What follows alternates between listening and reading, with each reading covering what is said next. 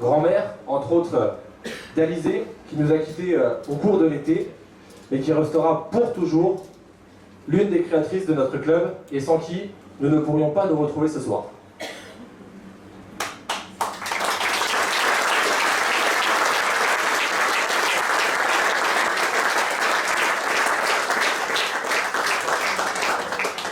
Vous vous en souvenez sans doute, la saison dernière marquait pour notre club un tournant avec le départ du staff technique et d'un grand nombre de joueuses, dont certaines cadres.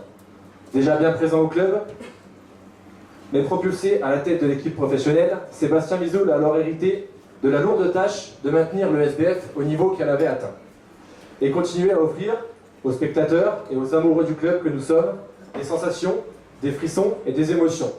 Après 2 ans particulièrement éprouvantes pour notre communauté, marquée par la crise sanitaire. Et ce soir, nous pourrons tous convenir unanimement que le contrat a été rempli. Ne retenons que 2 dates. Le 27 mars 2022, le SBF affronte Bitigaï en quart de finale de la Coupe d'Europe.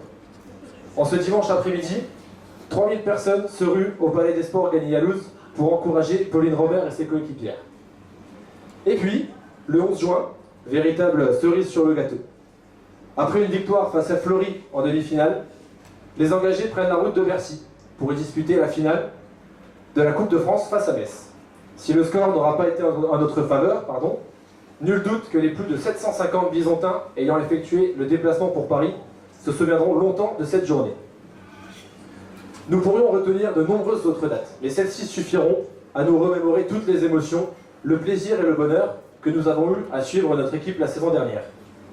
À ce titre, nous pouvons féliciter chaleureusement Sébastien, Tom et l'ensemble de son staff, Pauline Robert et l'ensemble de ses coéquipières. Mais aussi à toutes les personnes, à toutes celles et à tous ceux qui œuvrent, plus ou moins dans l'ombre, à la réussite et à la progression de notre club. Partenaires, bénévoles, élus, salariés administratifs, staff sportif, dirigeants, entraîneurs bénévoles, chacun d'entre vous a su apporter sa pierre à la saison réussie de notre club, avec une qualification européenne, un quart de finale de la Chef Cup et une finale de Coupe de France. Nous retrouverons donc cette saison l'Europe. Nous vibrerons à nouveau. Tous ensemble, nous continuerons de soutenir notre équipe, dans les bons comme dans les mauvais moments, et nous continuerons à viser les plus hauts sommets. Vous l'avez compris, cette équipe ne connaît aucune limite. Nous avons donc hâte de vous retrouver dès le 7 septembre pour revivre de grands moments de handball de notre salle chérie du Palais des Sports Gagny-Yalouz. Mais avant ça, profitons de cette belle soirée pour lancer cette nouvelle aventure, cette nouvelle épopée dont personne ne sait encore ce qu'elle réservera. Je remercie chaleureusement Thierry Garnier et son équipe pour son accueil et je vous souhaite, mesdames, messieurs, chers amis, une belle soirée et par avance, une belle saison. Allez le SDF. Bonjour à tous. Vous avez vu, je suis à la pointe, lui il est toujours avec son papier. Alors je suis ravi de vous accueillir lors de cette nouvelle saison et de se réunir tous ensemble. Élus, partenaires, dirigeants, bénévoles, qui me touche de vous voir parmi nous, monsieur le préfet. La saison dernière fut intense. Nous avons disputé 26 matchs de championnat et obtenu une 4e place au classement, 10 matchs de Coupe d'Europe, dont un quart de finale, et enfin 2 matchs de Coupe de France, dont une finale à Bercy que Mathieu vient de nous rappeler. Notre performance sportive ne correspond pas à notre budget. Nous terminons 4e du championnat avec le 8e budget. Ces beaux résultats offerts par notre équipe nous ont permis de vivre ensemble de belles émotions et de marquer l'histoire du club. Ce calendrier chargé n'aurait pas pu s'organiser aussi bien sans la présence de nos bénévoles et de la disponibilité et de la réactivité de la ville de Besançon et son service des sports.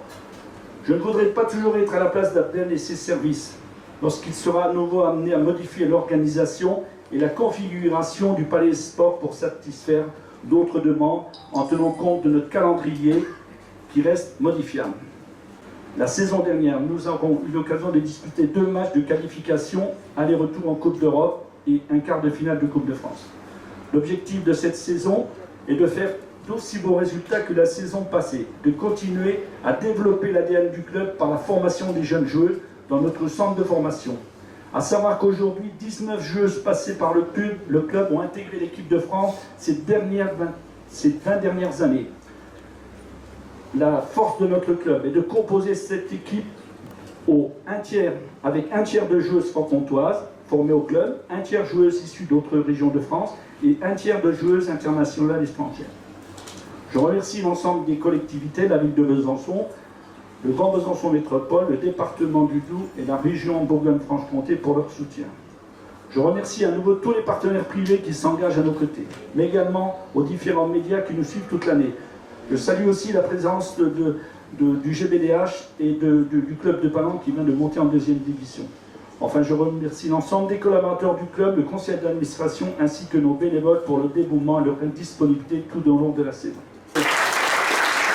Merci. Alors, vous avez tout dit, comme d'habitude, quand on arrive derrière, évidemment, en plus, le président. Et du coup, ce qui a été dit est évidemment extrêmement complet. Donc moi, je vais redire combien, déjà, la ville de Besançon, le Grand Besançon, nous sommes vraiment extrêmement heureux, fiers de vous accompagner, de vous suivre. Alors quand je dis vous suivre, on est allé à Bercy, et vraiment, on était heureux d'être avec vous, au milieu de tous les supporters, parce que c'était une vraie joie qu'on a pu partager. Franchement, quelle fierté de vous voir arriver à cette 4e place. Franchement. Donc maintenant, vous avez mis la barre haute, il va falloir que vous continuiez. Alors, on espère bien que c'est bien de ça dont il va être question pendant toute la saison. Mais en tout cas, vraiment extraordinaire. Et bien sûr, tout ça ne vient pas de nulle part. Ça vient de l'engagement, évidemment des joueurs, et évidemment du staff qui l'accompagne, de l'entraîneur, mais surtout aussi vraiment de cet accompagnement d'un club. Un club, alors comme vous le disiez tout à l'heure, il faut le dire aussi, ce club qui s'est fondé au cœur d'une famille, donc qui a perdu justement une de ses têtes, puisque avec Colette Demouge, c'était le départ justement. C'est le départ d'une de ces personnes qui a mis toute son énergie, tout son envie, son désir de créer ce club de femmes.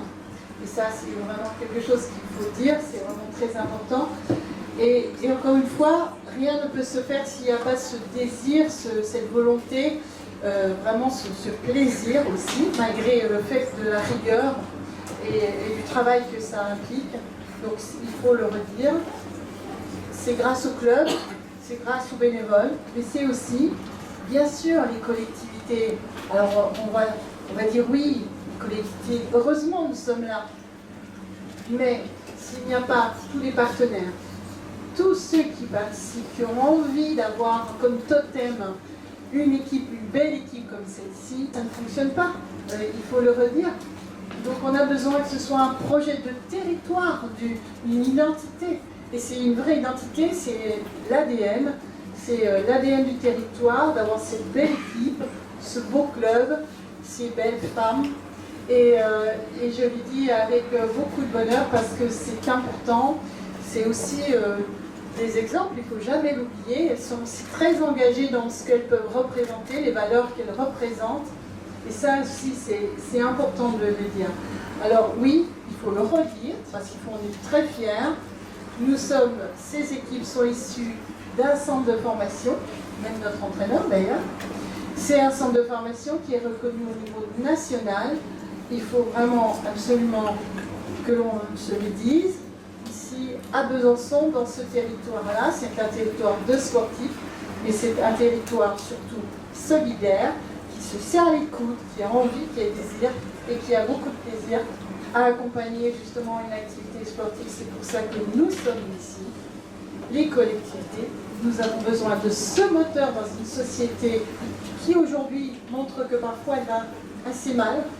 Et le sport, c'est vraiment là où on retrouve plein d'énergie, plein d'envie de se dépasser, de montrer qu'on sait faire de belles choses. Et si on sait les faire, c'est qu'on sait les faire ensemble. Et donc je ne peux dire qu'une chose, une seule chose. Merci. Merci à vous tous ceux qui l'accompagnent.